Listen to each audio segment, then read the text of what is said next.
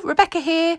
I'm filming my very first design team video for Lottie Loves Paper, and here I am going to be using the Little Dreamer kit from Echo Park, which is new in the shop this week. I'm particularly going to be focusing on this paper, which is called Bumpy Roads. It's got this gorgeous map pattern on the front and a sort of a rusty red grid pattern on the back. And I've printed out a little photo just using my selfie of my little boy in one of those car rides that you get at the supermarket. He was beside himself with joy that they were open again after being closed for the last year. So he was absolutely delighted with life. I've gutted that piece of paper just to be able to use both sides of it, really. I've taken out the centre of it using my paper trimmer to get the middle out. Now, this layout goes through a bit of a metamorphosis as time goes on. My initial plan, which I'd sketched out, I wanted to use some yellow and some pale blue because those are colours that are in that map paper.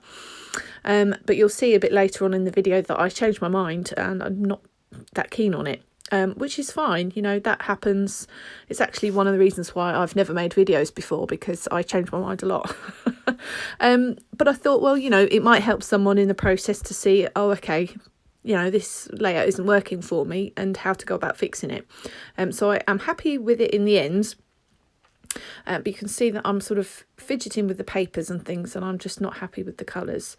Yeah, you go. I'm sort of fiddling with them, trying to make them work. There was yellow in his jumper, so I was thinking, well, I'll pick out that colour. But I ended up changing my mind.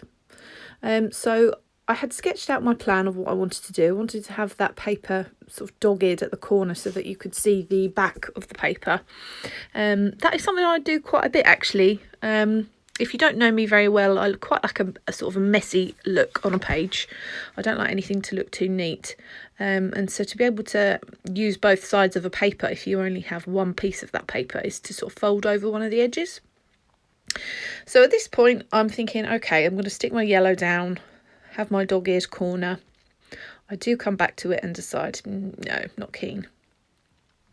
I think I'll try to sort of create a ground for my car to be driving on, and I used this other paper from the kit, which is called the Little Dude kit. It has a little navy background with little small white stars, and the back of it is like a sort of a word element pattern.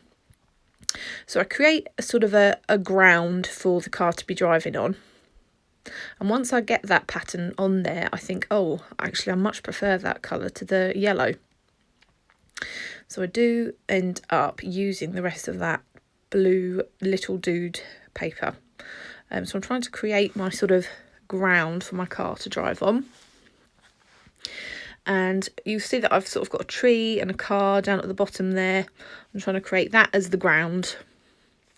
So this is the next day. I've come back to my layout. I've thought, right, I'm getting rid of that yellow, and I've used the rest of that Little Dude paper with just some scrap white card behind it as a little border. I've added some stitching, just a fair bit of stitching around those edges just to give a bit of texture in the background, and I'm much more happy with how that's looking. I also decide to print a larger photo. So I have stapled down my little dog-eared corner there, and I add my paper to the background just with my Easy Runner Grand. That's a brilliant tape runner. I love it. So that little strip of blue torn paper forms my ground. And I'm adhering that on. And I'll end up adding all the rest of my bits and pieces in. So I had a tiny little strip of that paper left, and I decided to use the other side showing as another little torn edge, just tucked behind that blue edge. So I'm adding a little bit of glue just to stick that in there. So yeah, I think that photo is too small. I've printed the same exact thing on an 8x6 background, on a 8x6 print, and I've just done the same thing, cut it out. And I'm much more happy with how this is starting to look. I wanted that car to be quite a big element in the foreground, and the Bumpy Roads paper to sort of almost be like a map. So I've got my title there. I've just stuck it on a piece of just leftover sticker backing. I do that a lot with my titles, and I'm looking for a red L, but there isn't one in that pack, so I've used an upside down 7. It had to be red, and you'll see why.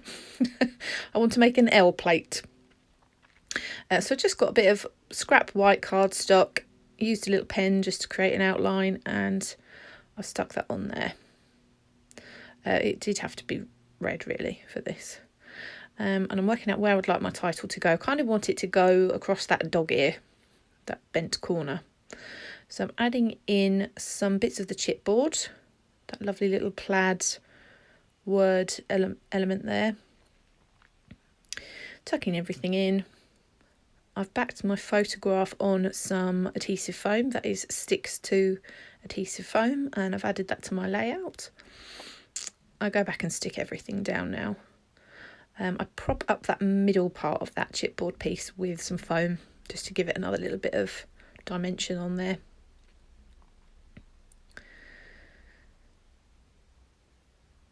So that is Hobbycraft tacky glue, just some cheap glue. It's really good.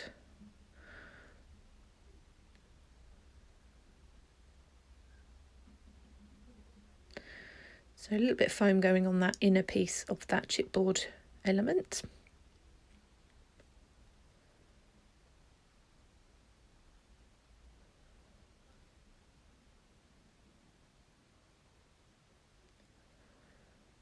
I wanted to hide the edge of the photograph, which almost just chopped the car off just a slight bit on that right hand side. So I just wanted to hide the straight edge of the edge of the photograph with that little word element there. So I'm creating my little ground, my little road, working out where I want everything to go, and I've decided I wanted a pop of yellow on there somewhere, so I create a geo tag, or a geo, is that what they're called, geo tags?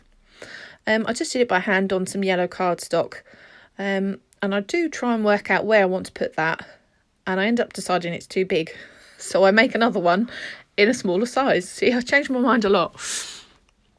I like it, I just think it's too big on the page, but I like that pop of yellow just to tie in with the sun and letters and his yellow jumper. So yeah, I spent some time faffing. Where do I want it to go? I just drew around my glue bottle to draw that. It's pretty easy. So fidgeting, because I've got a ground down at the bottom with cars and a tree, I wanted to create a sky up at the top with my clouds and my sun. So that's why they're up at the top in that little cluster. And I wanted a really sort of wonky, playful looking title because it is a little boy layout. I end up sewing through those letters off camera, pardon me, just to give another little added texture. So once I'm happy with those letters where they are, I am now fidgeting around with this geo tag, working out where I want it to go. That particular one, as I say, I shrink it and change my mind. So my sun and my clouds are going to get stuck down eventually. I'm just deciding where I want them to go. And I spend some time going through this gorgeous chipboard. I love the chipboard. Adding in lots of little bits and pieces. What I'm doing there is just adding some shading behind my photograph. Just allows it to pop out, so you'll see there it looks like it's standing out a bit more off the page. It looks more like a shadow really. That was just a grey Arteza watercolour pen. So I'm adding in a couple of thread bundles in this sort of deep orangey colour. One down at the bottom in my cluster at the bottom, and one up at the top there, just for another little pop of that orangey yellow colour.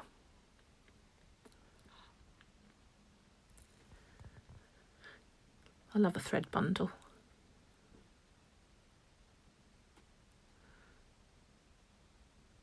So just getting everything stuck down. I've decided I want my cloud and my sun to be up at the top there in that little cluster.